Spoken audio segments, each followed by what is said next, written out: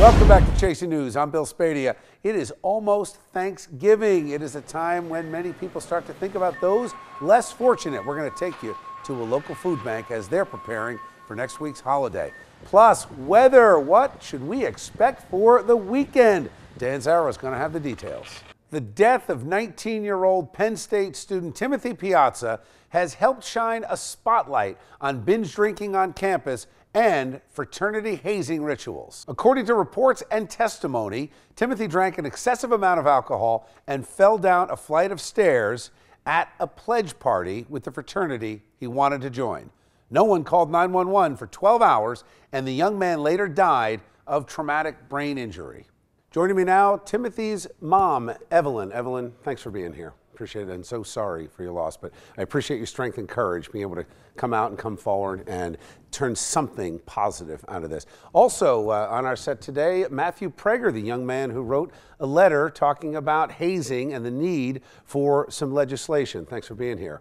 And Senator Kip Bateman, who got the letter and put legislation out there. Senator, I want to start with you. The legislation is anti-hazing to increase the penalties, but serious question. We're not enforcing the drinking laws as it is. You got 18, 19, 20-year-olds drinking on college campuses, binge drinking. How do you apply enforcement to something like this? Well, hopefully by education and hopefully by the fact that they know that now it's a fourth-degree crime, which you're facing up to 18 months in jail, and God forbid there's another bodily injury, you're 3 to 5 years, and you're going to have a criminal record. So, we have to send a message to fraternities. This has to stop. Matthew, let me ask you, what inspired you to write the letter? Tim was my friend and my neighbor. When he died, it impacted us a lot, and I wrote this letter and I tried to make this law just so this doesn't happen to other people. Well, it took a lot of courage to do that and step out. Evelyn, let me ask you, just as a father, as a parent, it's very hard to wrap my head around what you went through, what your family has gone through. How do you turn this into a positive? What are you doing now? We're doing everything we can just to make sure that this doesn't happen again. We're going to schools, we're speaking, so we're covering the education front. As a mother, you're putting this out there. You're getting a lot of support from other parents. I have to believe that part of the problem is there's a disconnect between a lot of parents and their kids. They go off to college and they're out. There's a separation, and maybe I'll see you at the holidays, but there isn't that constant interaction. And do you feel like we're missing something in society? Yeah, and parents don't know. They really don't know, and it's all very well and good for us to educate the students, but the parents aren't being educated, so they just don't know about the dangers. We didn't know. Can I ask you, who do you blame?